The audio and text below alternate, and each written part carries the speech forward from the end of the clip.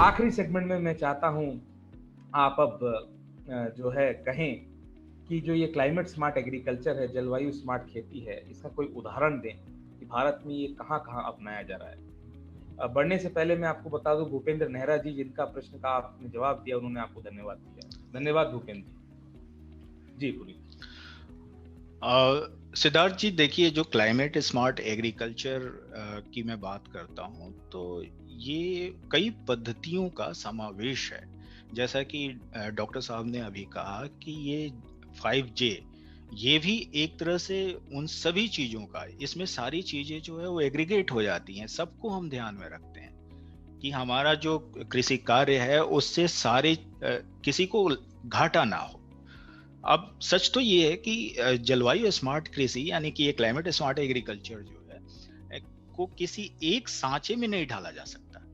हर खेत में उसके कई पहलुओं को एक दूसरे के साथ जोड़ा जाता है और फिर उन सभी पहलुओं का, या यूं कहें कि तकनीकों का आपस में जो संबंध है उनका आकलन किया जाता है और फिर जो है उनका आकलन करके उनके बीच में उचित समावेश को अपना करके और वो बेहतर परिणाम पाया जाता है। अब उदाहरण के लिए मैं अगर बात करूं तो बिहार की अगर मैं बात करूं अपने यहाँ की, तो बिहार में 90% लोग जो है, जो जनसंख्या वो गांव में रहती है। उसमें से जो गांव में 90% जो जनसंख्या रह रही है उसका 80% लोग जो है वो कृषि व्यवसाय के ऊपर निर्भर करते हैं। अपना जो बिहार का इंडो गंगेटिक प्लेन वाला हिस्सा है वो भारत का सबसे उपजाऊ हिस्सा है। मतलब वहां पे बहुत ज्यादा स्कोप है। समुचित अगर कृषि पद्धति को अपनाया जाए तो वहां देश के खाद्य उत्पाद का लगभग मान के चलिए कि बहुत हद तक जो है जो रिक्वायरमेंट है उसे पूरा किया जा सकता है। लेकिन पिछले कुछ वर्षों से देखा यह गया है कि मौसम में जो परिवर्तन हो रहा है उसका दुष्प्रभाव, बहुत ज्यादा दुष्परिणाम जो है वहां पे देखने को मिल रहा है। बिहार का जो उत्तरी हिस्सा है, उत्तरी हिस्सा जो भाग है, वहां पे बाढ़ का बहुत ज्यादा प्रभाव है। साल भर का जो बारिश होता है बिहार में, उसका 80% जो बारिश होती है वो जुलाई से सितंबर के बीच में हो जाती है। और चूंकि प्लेन है, वहां पे इस तरह का कुछ है नहीं कि पानी कहीं जाकर के इकट्ठा हो जाए, पूरी तरह से समतल है। तो जब बारिश होती है एकाएक शॉर्ट ड्यूरेशन में बहुत ज्यादा बारिश हो जाती है, तो जो सहयोगी नदियां हैं, बरसाती नदियां हैं, उनमें भी पानी भर जाता है, वहां से पूरे क्षेत्र में वो फैल जाता है। एक तरह से अगर मैं एक डाटा की बात करूं तो लगभग जो है 70% जो है बिहार का हिस्सा जो है वो ये फ्लड ओरिएंटेड है, मतलब कि वहां पे फ्लड प्रोन एरिया है। वहीं अगर दूसरी तरफ अगर मैं बात करूं दक्षिण बिहार का, तो वहां पे बारिश कम होती है, लगभग 50% कम। जैसे अगर उत्तर बिहार में 2000 मिलीमीटर बारिश होती है वार्षिक, तो दक्षिण बिहार में जो है लगभग मान के चलिए कि आपका 1000 मिलीमीटर बारिश होती है। अब ऐसी स्थिति जो है वहां पे बनती है, जिस साल मानसून अगर अच्छा नहीं आया तो सूखे की स्थिति बन गई। इन सब स्थिति को देखते हुए बिहार में अभी जो है कई तरह की प्लानिंग की जा रही है, कई तरह की जो है टेक्नोलॉजी अपनाई जा रही है जलवायु स्मार्ट कृषि के तहत, जिसमें कि न्यूनतम जुताई को अपनाया गया है, फसल की विविधता को अपनाया गया है, मौसम से जो मौसम आधारित जो तनाव है उसके प्रतिरोधक जो किस्में हैं उनके चुनाव के ऊपर ध्यान दिया जा रहा है। खेत के अनुसार जो है, हर खेत के अनुसार जो है उर्वरक प्रबंधन की जो तकनीक है उसको अपनाने पर जोर दिया जा रहा है। तो जलवायु कृषि यानी स्मार्ट क्लाइमेट स्मार्ट एग्रीकल्चर पद्धति ऐसा नहीं है कि एक खेत के लिए हम किसी एक घटक यानी फैक्टर को ध्यान में रख करके कार्य करते हैं। इसमें हर खेत के लिए अलग प्लान की जाती है और उसमें सभी कारकों के आपस के संबंधों का आकलन करके बेहतर प्लानिंग को अपनाया जाता है। अब देखिए, ये सारे जो घटक हैं, अगर इनकी मैं बात करूं तो इसमें कई तरह की हैं। जैसे ऐसा नहीं है कि सिर्फ ये जो मैंने बताया है कि मिनिमम टिलेज और क्रॉप डाइवर्सिफिकेशन को, इसके अलावा भी हैं। जैसे जनसंख्या कैसी है, क्या ऐसी जनसंख्या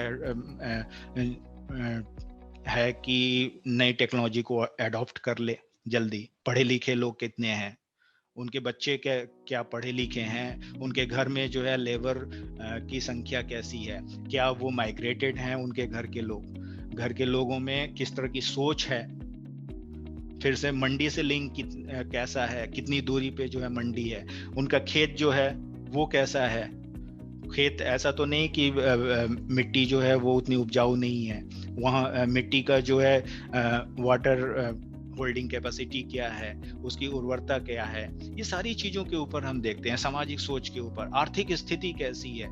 ऐसा तो नहीं कि हम टेक्नोलॉजी की बात कर दें, हम बोल दें कि ये टेक्नोलॉजी अपनाइए और उसके पास पैसा ही ना हो। तो ये सारी चीजें हमें देखनी होगी। खेत से उसका जो घर है वो कितना दूर है। मान लीजिए हमने कह दिया कि भाई यहाँ से 2 किलोमीटर दूर जो है किसी का खेत है, और वो जो है मात्र जो है 10 कट्ठा है, 10 कट्ठा जमीन है, और वहां पे हमने कहा कि आप ट्रैक्टर जो है 3 से 4 बार ले जाइए, तो ले आने में ही जो है कई खर्च होंगे। तो उन सब चीजों को ध्यान में रख करके हमें टेक्नोलॉजी अडॉप्ट करना होगा।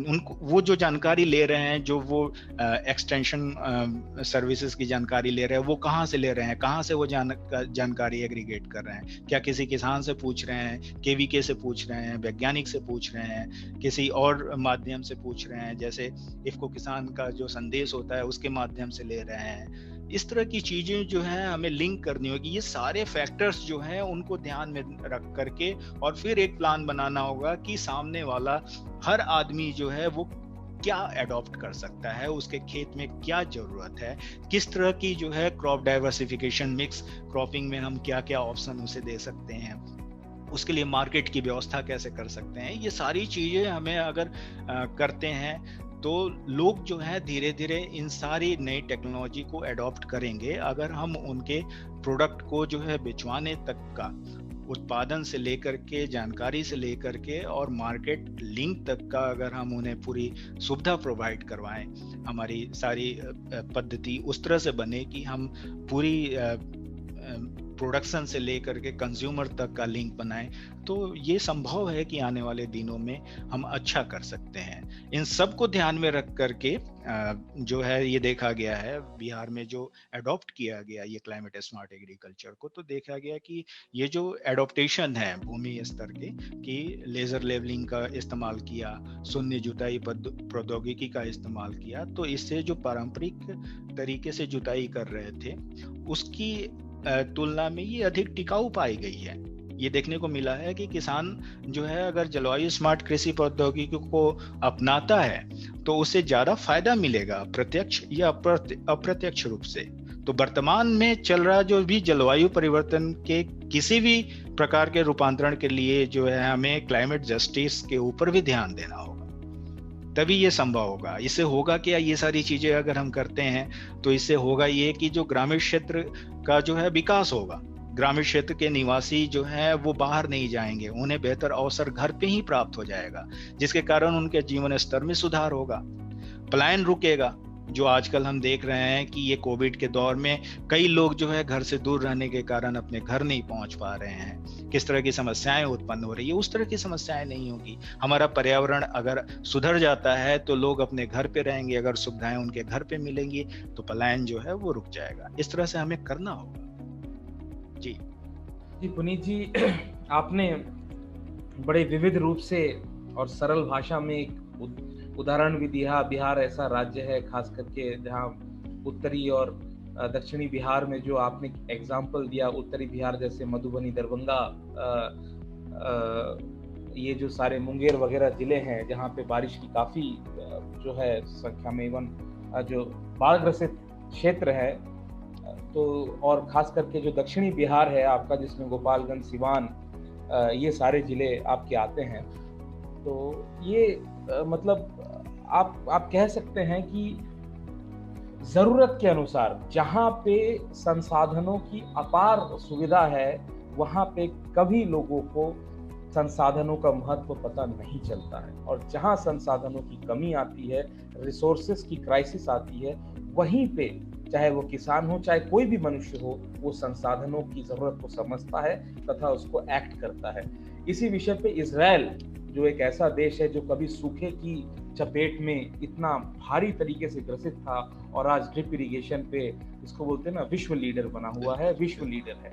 उसी तरह से राजस्थान की यदि मैं बात कर लूँ, मध्य प्रदेश की बात कर लूँ, महाराष्ट्र के जो विदर्भ के क्षेत्र की बात कर लूँ, यहाँ सब जगह जो रेनफेड एग्रीकल्चर होता है, परंतु यदि आप पूरे भारत में देखें तो यही कुछ राज्य हैं जिनकी कृषि उत्पादकता एवं उपज जो क्षमता है वो काफी अच्छी है। यदि मैं बात करूं हमारे उत्तर प्रदेश बिहार के किसान भाइयों की, तो जो है जमीन तो हमारा सोना है, यदि उस पर हम कंकड़ भी फेंके तो शायद फसल उग जाए, परंतु एक हमें अपने सोच को बदलने की जरूरत है। और वो होगा, आगे चल के जरूर होगा, निश्चित होगा। इस पे आज हमने चर्चा की। सभी व्यूअर्स का बहुत बहुत धन्यवाद, और पुनीत जी आपका विशेष रूप से धन्यवाद। आपने समय निकाल के इतनी रोचक जानकारी, एक नई जानकारी आपने हमारे व्यूअर्स को दिया, किसान भाइयों को दिया, इसके लिए बहुत बहुत धन्यवाद एवं नमस्कार। नमस्कार। तो जैसा कि आप सब लोगों ने देखा कि आज हमारे साथ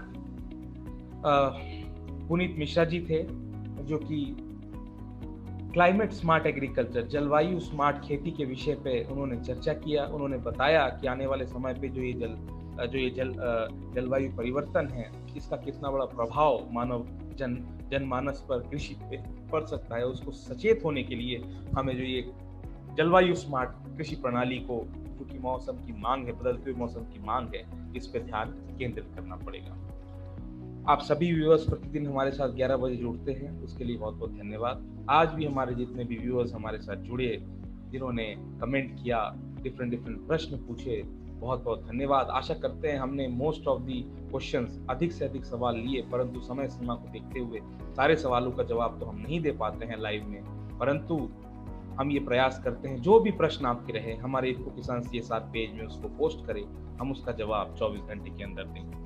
ज़्यादा से ज़्यादा अपने दोस्तों, करीबी किसान भाइयों को हमारे इस प्रोग्राम के बारे में बताएं, ताकि ज़्यादा से ज़्यादा लोग हमारे इस लाइव सेशन में जुड़ सकें और अच्छी से अच्छी जानकारी हमारा यही प्रयास रहता है कि प्रत्येक आखिरी दर्द पे, लास्ट माइल फार्मर को भी हम एम्पावर कर सकें, उसको हम जानकारी प्रदान कर सकें, ताकि उसे दिक्कत ना आए।